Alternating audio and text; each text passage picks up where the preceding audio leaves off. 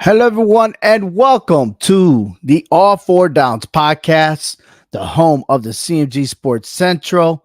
Our focus on is college football, and I want to thank each and every one of you joining our show as we get set for week one of the college football season. I am so excited and so amped up. I mean, if you got to see the games for week zero, you know that we in an awesome, most terrific, and again, surprising of what could be happening for week one. And it's not just Saturday's game, it's the whole entire weekend. And we got to take advantage of all these weekends because the following week, the NFL will start.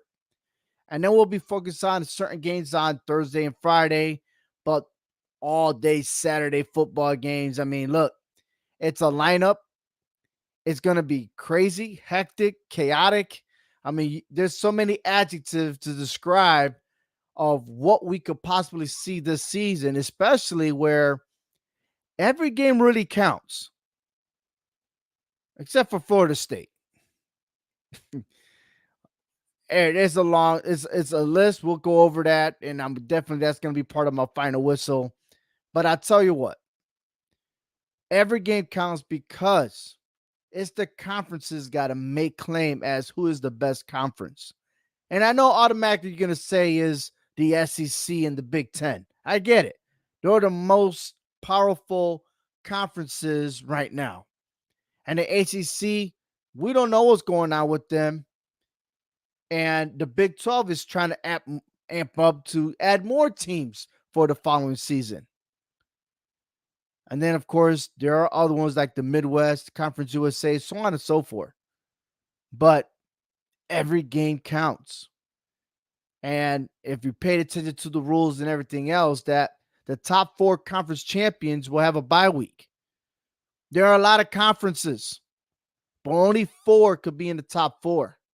And of course, yeah, we're going to narrow it down that automatically is going to be the SEC and the Big Ten. Or will it not? I don't know. Who knows? All right. But the top five will be conference champions, and everybody else is seated in accordance with the college football committee. But hey, let's move on. Okay. Let's go ahead and move on with our show. And did you know that this year's college football champion will be the best team of all college football? Oh, yeah. That's a big debate, right? Like, you're kidding me. Well, how can we not say that when this is going to be the first time that either a team wins three in a row to win the championship, or four in a row, depending on where you're seating? Because if you're not the conference champion, you got to win 4 straight games to become champions. And when you're playing those 4 games or those 3 games, you're going against the top 25 teams in the country. Better yet, this is the best 12 teams in the country. And there's no argument anymore. Let's not say, well, this team should have been there. Nah, forget it. You ride or die as a conference champion. If you came close to becoming champion, you might get into playoffs. But this year would identify as the best champion of all time in college football. This show is sponsored by CMG Sports Central. Visit our website, cmgsportscentral.com. If you missed the show or you want bits and pieces of whatever, and you want to go back, you can always visit this website and catch up with all 4 downs. And big shout out to the VFW, the Veterans of Foreign Wars. They are celebrating 125 years of their unselfish service, their courage, and to maintain the help and guidance for the veterans and their families. All right. So, congratulations to the VFW and thank you and honor our men and women that serve in our country. Thank you for what you do. All right. Let's move on to first down. And what I just briefly talked about it. Georgia Tech defeated Florida State 24-21. And this game was held in Dublin, Ireland. Dublin, Ireland. Okay. Not everyone is on the bandwagon. Well, I say bandwagon. Everyone's just taking shots at Florida State. All right. And then on the other side, be like, did Georgia Tech finally wake up and be like, oh, we want to be contenders? Yeah. I'm going to tell you this. It was only one game. One game. And people are overreacting. The media is overreacting. And the story is going to be Florida State. Well, you know how they lost against Georgia last year in the bowl game. And now they did this, they did that. How about we put the brakes on there and relax? Okay. The game was in Ireland. This game was not in Florida. It was not in Georgia. It wasn't in the United States neutral site. This game happened to be overseas in Ireland. And we've seen it in the NFL where teams that travel overseas, they're not really acclimatized to that area. What if that was the case for Florida State Seminoles? And yes, this was a conference game. It was an ACC game between two teams, and Georgia Tech became the winners on a game-winning field goal at the end. And that's exciting. This was best for football, college football at its finest. So when we go ahead and start nitpicking at everything that's happening in that game, just remember that it was overseas. Who knows what the conditions were for those players? But I bet you that now they're back in the United States, they're going to be well rested, and they will be prepared for their next game. Both teams, Georgia Tech and Florida State, will have games this weekend. And, they're already going to be playing 2 games. Okay, 2 games back to back before they get a break on the following week. However, let's take a look at it. DJ Uiagalelei was the starting quarterback for Florida State, and he didn't perform well. 19 for 27 for 193 yards. Really? 193 yards? This is his comeback to going back to the ACC. Okay? I mean, we're talking about the same guy that was with Clemson and they got benched and feelings were hurt, went over there to Oregon State. All changes are happening in Oregon State, so he comes back to the ACC thinking he has an opportunity. Let's not also forget there's a lot of talent that left Florida State. However, Florida State still has 17 of the starting 22 men playing. They were starters, so they have the experience. Okay? On the other side, Georgia Tech only had 9 players that are seniors, and the rest are juniors and sophomores. So that's a pretty young team for having that fight. And looking at the resume, Brent Key is the head coach of the Georgia Tech. And it looks like every season he's getting better and better. Overall, he went 4-4 in his first season. Then he went 7-6. So he went up 3 wins. Could he go up 3 wins even more? Maybe have a double-digit win. Maybe he'll have 10 wins this season. Maybe Georgia Tech may make a run in the ACC. On the other side, Mike Norvell, he's experienced head coach. He coached Memphis. He did pretty well. Then he went over to Florida State. He knows what was handed to him. It took him 3 seasons to get the Seminoles to their winning ways. Okay? 10-3 in 2022, 13-1. Yes, they were the ACC champions, but did not get a nod for the college football playoffs. Now he's starting 0-1, and it's not over yet. Everybody's overreacting. It's not over because there's a possibility that both Georgia Tech and Florida State can still play again, maybe for the ACC championship. That can still happen should both the teams win out. We're looking at the top 25. Florida State, I had them at 12. The AP polls had them at 10. Definitely Florida State is going to drop. The point is how far down will they go? And yet Florida State still got a game against Boston College. And remind you that Boston College came close in defeating Florida State when the game was at Boston College. Okay. And Florida State won by 1 point. Let's not forget that. All right. But it was a ACC game, so there was no damage there. But let's see if Georgia Tech could represent, or was it a fluke? Because if Georgia Tech falls apart, that's going to look bad on Florida State. The top 4 teams, we discussed this the last episode: Georgia, Ohio State, Oregon, and Texas. Those are the most common teams that more likely are going to make it to the playoffs. But if you look at their schedule right now, out of the 4, Georgia has the hardest schedule. They start their season against Clemson. We'll talk about that prediction later.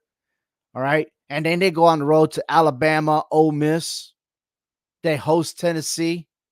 And who knows? I mean, look, they played Georgia Tech the very last game of the season. So I ask you, is Georgia Tech for real? Well, we'll find out throughout the season. Let's move on to second down. All right, it's the tiebreakers. It's been revealed. We'll start with the Big Ten, and it states this, that the tied teams will be compared based on head-to-head matchups during the regular season.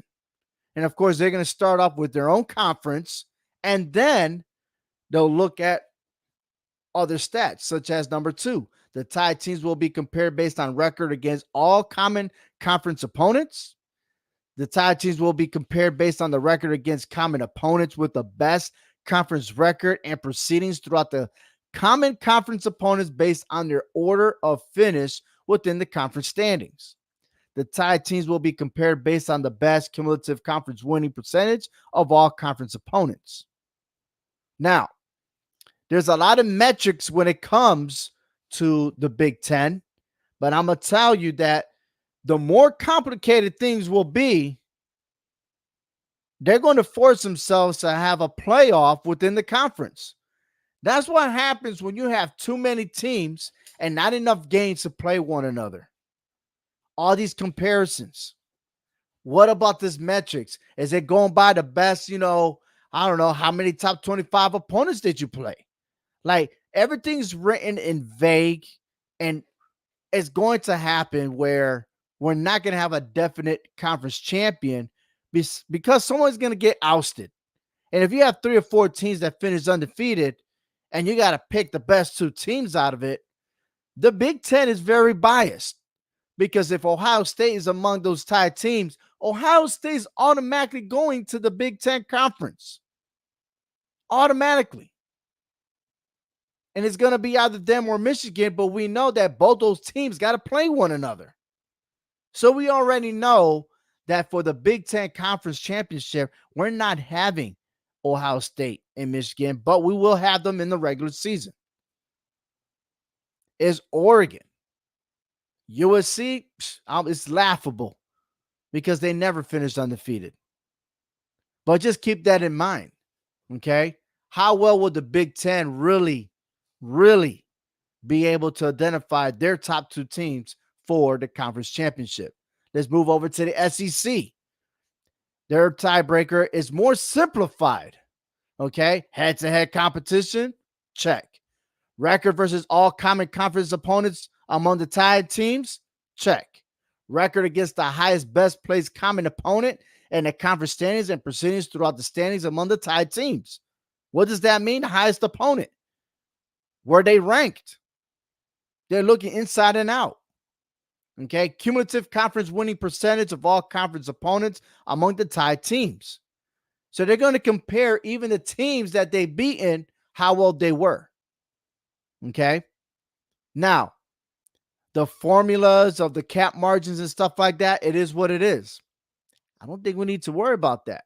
But will there be ties? Guaranteed.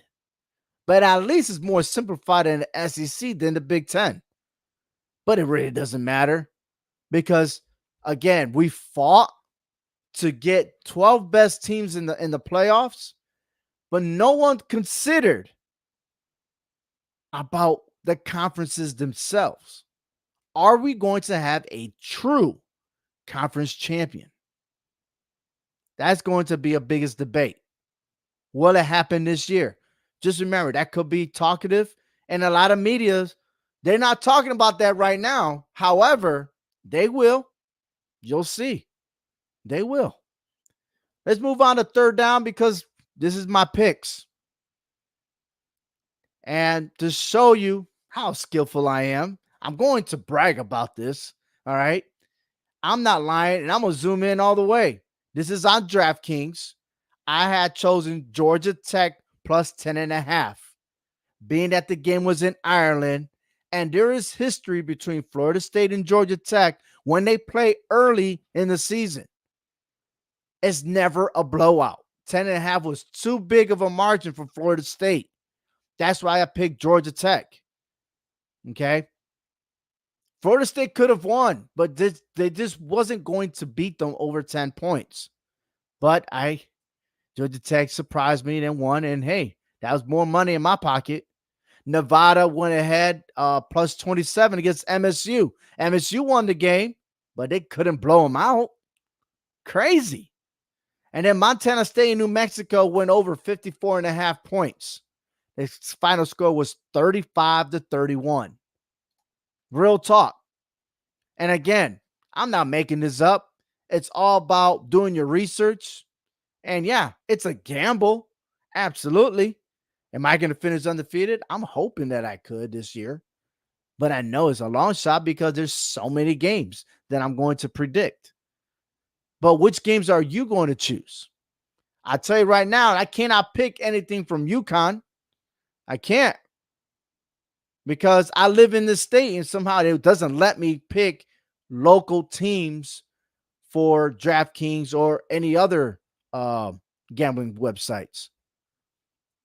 Sports betting is awesome. And I'm going to tell you right now, UConn, they're the underdogs by 20.5.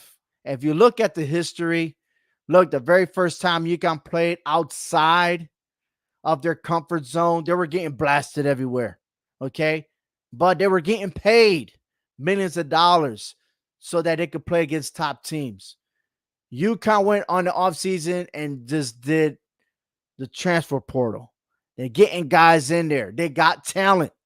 Don't sleep on the UConn Huskies, especially against Maryland. And I've seen Maryland play. They're ups and downs. But if you're giving Maryland 20.5, stop. Stop. That's too much. Take UConn on the first game. On the first game of the season. That's when they play well. After that, then they start sinking, and we don't talk about them. All right. Their schedule's weaker than last year. I got it. But take UConn, if you can, plus 20.5. I guarantee you're going to come out winning. Okay. The most that Maryland could beat them is maybe by 2 touchdowns. UConn are that skilled this season. I trust them. And they're going to be at Maryland. So it's not like they're trying to please the home team. UConn will be all right. Okay. Or you could be in the safe zone and go over 44.5. That's a possibility. You decide. All right. The game of the week, Clemson versus Georgia, 14 versus number 1, 13.5 points. Woo-wee. That's a lot. That's a lot. Being that it's a first game and they don't trust Clemson. Uh-oh. I don't know. I don't know. What do you think? I'm going to tell you. I am taking under 48 and a half. I'm staying safe. I'm not picking 13 and a half. I don't know. This is the first game. Georgia's already going through injuries. They don't have two starting running backs right now. We don't know if Etienne is going to play or if there's any in-house of suspension or whatever it is.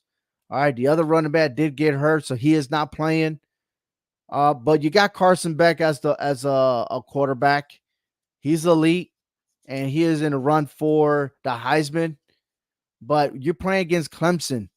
There's history. Last year, it was a low-score game. It went 10-3. You look at it there.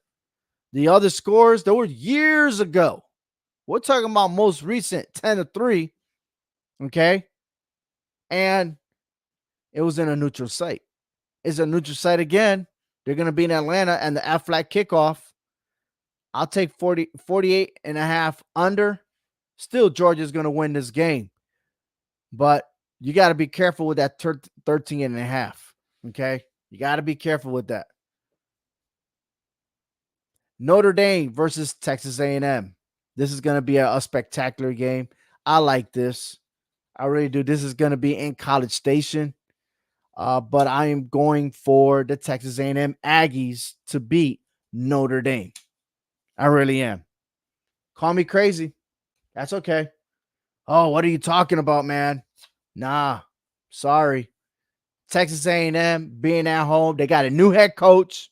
They got new people, very talented. And Notre Dame, they always play.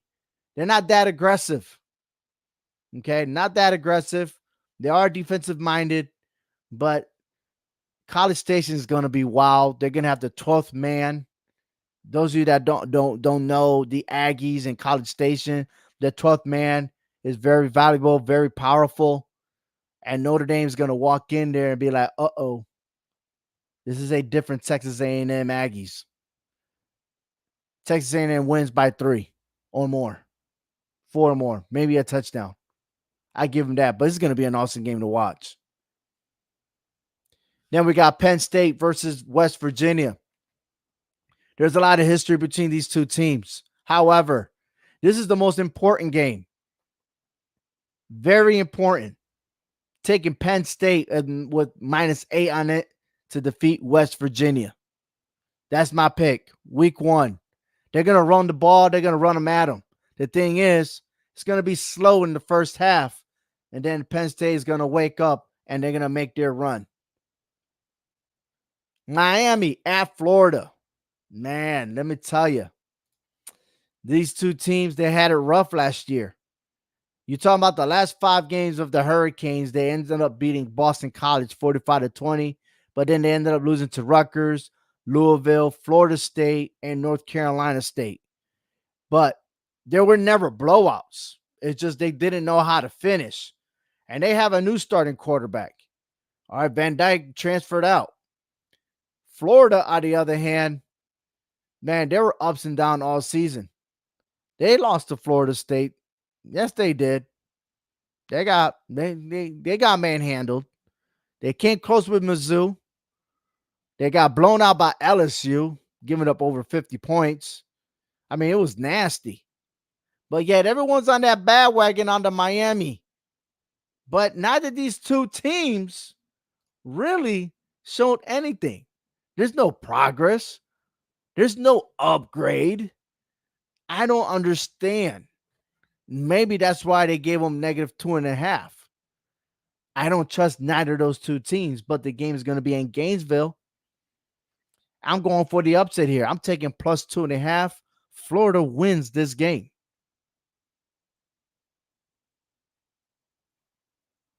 And lastly, my last pick, USC versus LSU.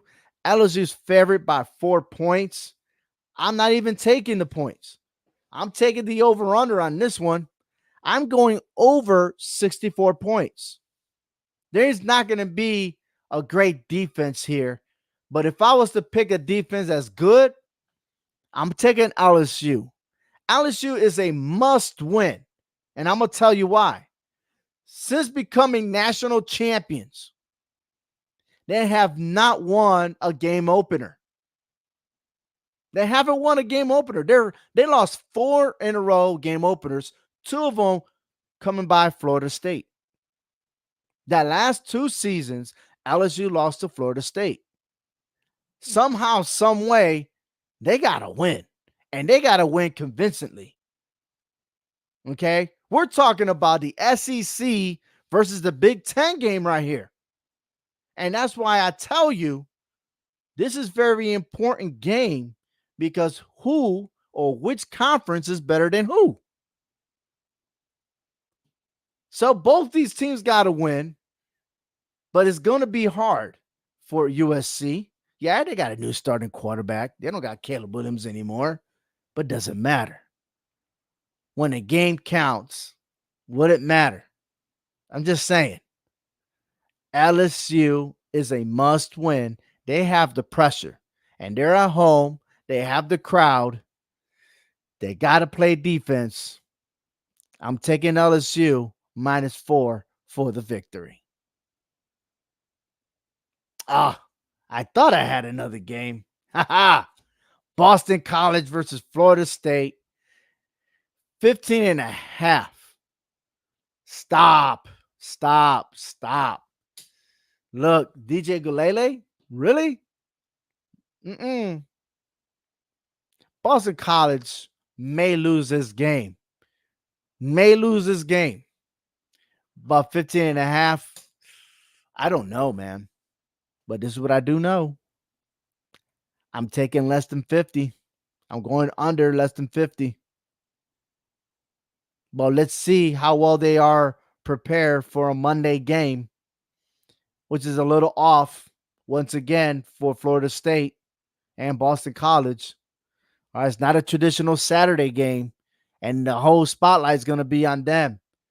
And the only thing they're going to talk about is they lost to Georgia Tech. Florida State lost to Georgia Tech. Did you see that game? And they're going to be nitpicky. This should give more fire for Florida State. And if anything, maybe I'm going to convince myself here. Maybe I'm going to convince myself right now for the words that I'm using that Florida State is going to beat Boston College by 2 touchdowns or more. Hell, that's why we gamble. I take 15.5 Florida State. It's a home game.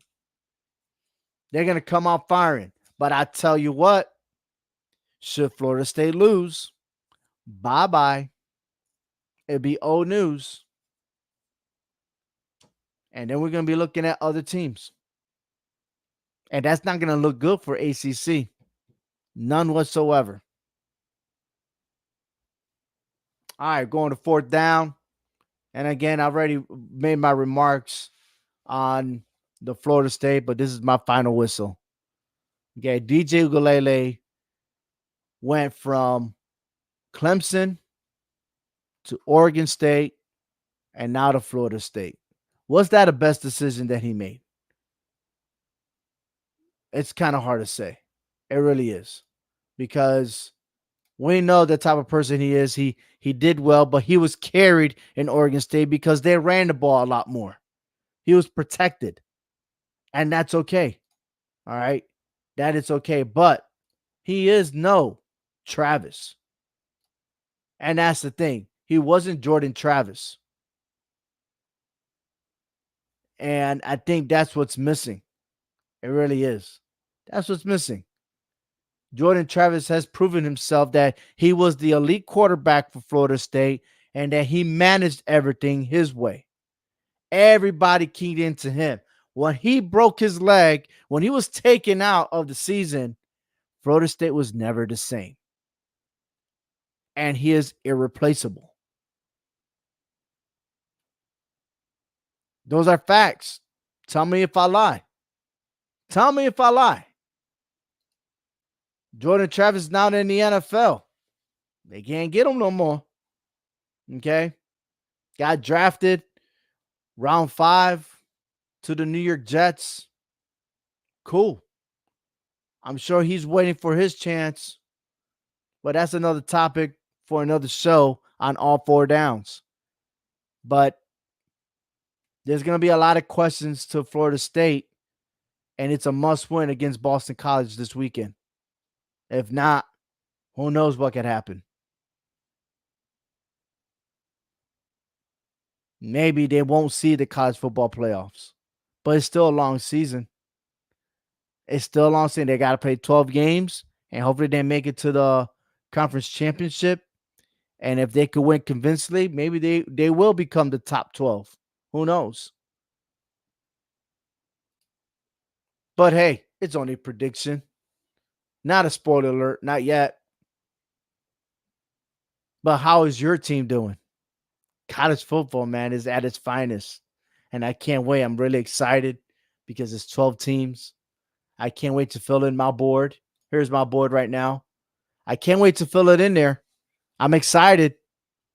I really am. And when it comes to end of week 1, you'll get my predictions. You will get at the conclusion of week 1 schedule my top 25, and it's going to balance this chart right here, the playoff chart. Okay? Why do we need to say who's the top 4 teams? Because we already know that the top 4 teams are 4 conference champions. So let's start talking about 4 conference champions. Let's predict those conference champions all the way through.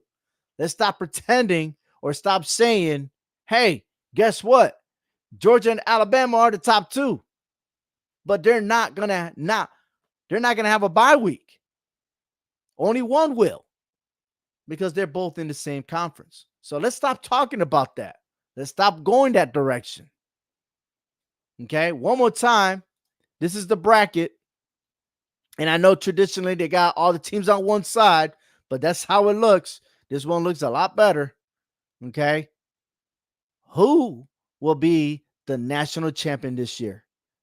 And like I said from the start of the season, start of this episode, this champion is going to be the best champion of all time in college football, because they got to win 3 games if they have a bye week, 4 games if they have to play in the first round. And that is my conclusion of the show. Thank you for watching the All Four Downs podcast. I'm Ovi Muniz. Hopefully next week, Joe Aguirre will join me, as he always have the final whistle. And everybody else, Hector V will join me this week on All Four Downs on the NFL with our picks and everything else. We still owe you predictions here and there. And listen, I'm excited. I know you all are. Football's back, ladies and gentlemen. Oh, yeah. You gotta love some football. Thank you for watching. Until next week, I'm Ovi Muniz. Laters.